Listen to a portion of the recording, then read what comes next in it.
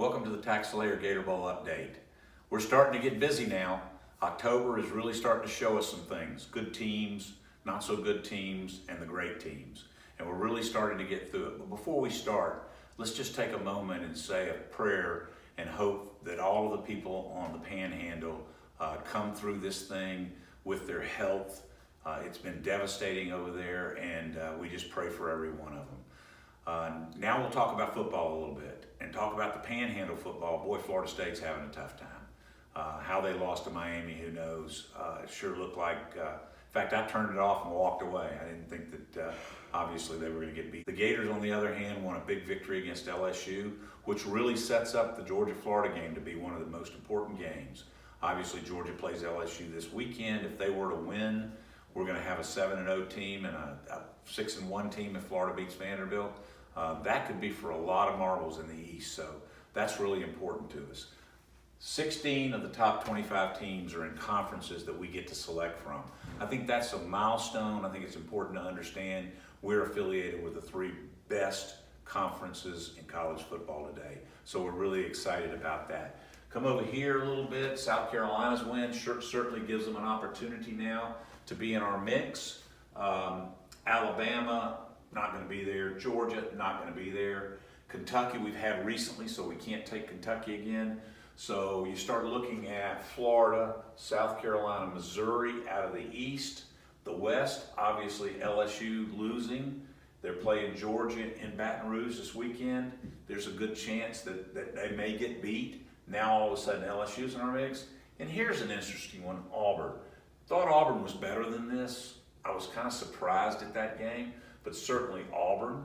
Right now, Mississippi State is not in our mix because of where they are and because of how many times we've had them. Ole Miss is still working on trying to get bowl eligible. They have a bid into the NCAA to forego their bowl ban this year. I don't know how that's going to turn out, but they certainly could be an exciting team with the way they score points. And then, of course, Texas A&M. I think Texas A&M is a really good football team. You know, they played the number 1 and number 2 team in the country, so they're 4-2. They beat everybody but those two teams. So I think Texas A&M could be in our mix. Kind of excited about that. It's a great school, legions of fans. That might be a great team for us in the West. But again, in the East, Florida, South Carolina, drivable, kind of exciting. We could be looking at the Florida, South Carolina winner as a possibility in our bowl game. You come over to the ACC side, the one thing that jumps out at you at the ACC side is with the Orange Bowl being the semifinal game, if the ACC gets a team into the Final Four, then normally they would send another team to the Orange Bowl because of their contract with the Orange Bowl, but this year that doesn't happen. So there's a good possibility that the ACC gets Clemson in, which looks like the best team in the conference.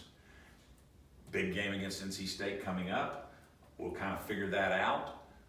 But then everybody else, Miami seems vulnerable. Virginia Tech obviously is vulnerable. You come down here to Syracuse and Boston College. They look like they're probably good teams, but not great teams. And then Notre Dame, as a part of the ACC, will get an opportunity to play in the New Year's Day Six. So Notre Dame, Clemson are going off the table. That leaves everybody else in the conference that's bowl eligible as an opportunity for us. Kind of like this team right here. We've had them before. We sold that game out. I like them a lot. I love Miami, not because they travel, but because they turn a lot of TV sets on. And then if you remember 20 years ago, Virginia Tech made us a lot of victories in our game before. They actually played in the game we played in Gainesville against Tennessee. So very friendly with these guys. Again, NC State, really somebody that we would like to have. So got a lot of opportunities over here. And then the last thing that we do is we take a look here, and clearly Ohio State and Penn State are two of the best teams. I don't think Michigan plays in that. So I think they're in our mix. I think Michigan State's in our mix. Certainly Indiana's in our mix. You keep on coming down the list. Wisconsin, they'll be in our mix. Iowa, they'll be in our mix. We're starting to get a lot of teams in both of these two conferences that get us an opportunity to bring in two really high-ranked, good teams with good records to play an SEC team in our bowl game. We're excited about it. This weekend we'll have a lot of good games. Next weekend we get a break here in Jacksonville because the two Georgia and Florida teams are off. And then the big week. I can't say the cocktail week, but the big week comes up the next weekend. And by the end of October, I can start eliminating names on these boards so that you can really see who's an opportunity to play in our bowl game. TaxSlayer Gator Bowl next Tuesday. We're having a press conference to announce the TaxSlayer Gator Bowl New Year's Eve party, which includes a run, a tailgate party, a pregame party, a football game, and then a concert with a world-class entertainer. All of that will be announced next Tuesday. Thanks for joining us, and take care and have a good week.